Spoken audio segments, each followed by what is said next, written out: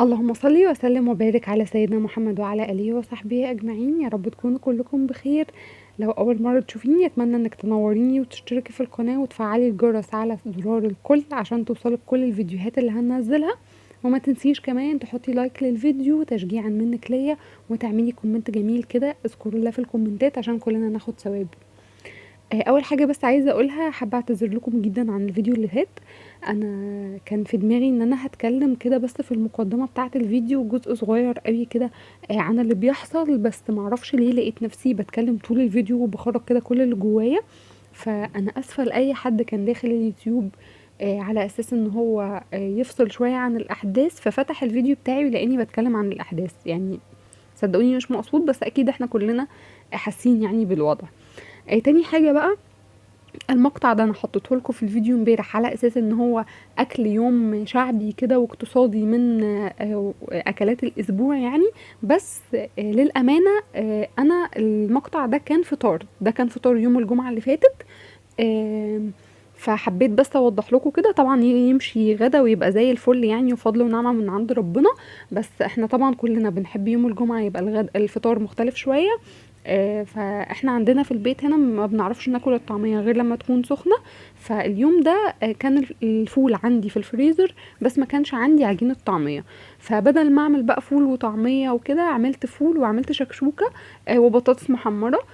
لو موجود بقى عندي طعمية بعمل فول وطعمية، ومثلا بيض بالبسطرمة او بيض اومليت عادي، جبنة بالطماطم كده، كل مرة بننوع يعني. انا ده احنا النهارده برضو الجمعه، انا بمنتج لكم الفيديو ده يوم الجمعه. النهارده مثلا كان الفطار فطير وعسل وطحينه وجبنه قديمه وكده. تمام. خلصنا بقى من المقطع اللي فات، زي ما قلت لكم ينفع طبعا غدا هيبقى زي الفل والحمد لله يعني على نعمته. ده غدا بقى، ده كان غدا يوم الخميس. حبيت برضو اشاركه معاكم لان هو يعني بره في المطاعم يعني اسعار غريبة، وهو اليومين دول ده الموسم بتاعه يعني موجود الاكل اللي هنعملها دي موجودة اليومين دول بكثرة، وده الموسم بتاعها. ليها اكتر من طريقة، هشارك معاكم النهاردة طريقة، وباذن الله هبقى اصورها معاكم بطريقة تانية لان زي ما قلت لكم ده الموسم يعني.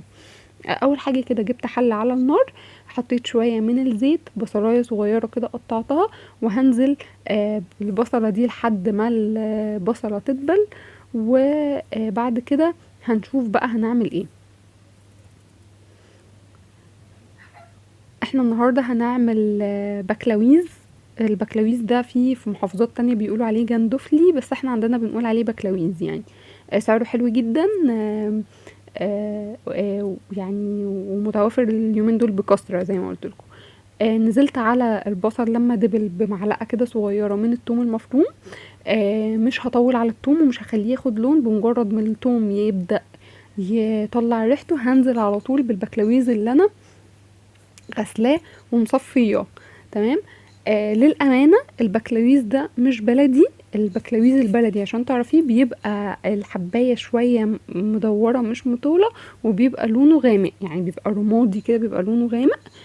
بس هو للأسف أنا كان الوقت اتأخر وكنت عاملة حسابي ان انا طالبة بكلاويز وموصية عليه، وبعد ما خلاص الوقت اتأخر وعدى لان هو يعني معظم التجار بتوعه بيبدأوا متأخر يعني بيبدأوا من 4 5 العصر.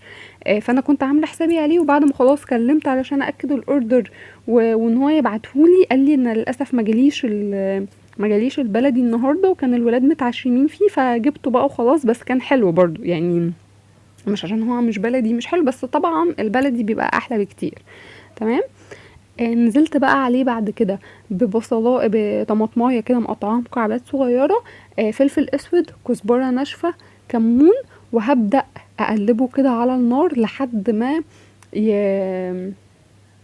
يسخن كله يعني هقلبه. وبعد كده هقفل عليه وهبدأ ان انا من فترة للتانية افتح النار كده اقلبه لحد ما يفتح كله معايا. تمام. بصوا البكلاويز ده عموما بيبقى جايلك اصلا يعني انت لما بتجيبيه بيبقى جايبهولك في شنطة فيها مية من مية البحر، فهو الافضل ان هو يفضل منقوع شوية في ميته. تمام. يعني اسأليه يعني وانتي بتطلبيه اسأليه اعمله على طول ولا اسيبه منقوع شوية. انا وقتها قال لي سيبيه منقوع في ميته حوالي ساعة طيب بتفضلي نقعلي علشان لو في رملة او حاجة تبدأ الرملة دي تنزل في المية، وبتبدأي تغسليه اكتر من مرة لحد ما تتأكدي ان المية بقت صافية خالص ما فيهاش اي رمل خالص. تمام، سهل جدا وبسيط جدا وما بياخدش اي وقت خالص. والطلب بره في المطاعم ب50 وب70 جنيه، وهو دلوقتي سعره بسيط جدا جدا جدا، يعني في ب20 وب25، حتى البلدي بتاعه ب30 وب40 جنيه، وسعره بسيط قوي قوي قوي يعني.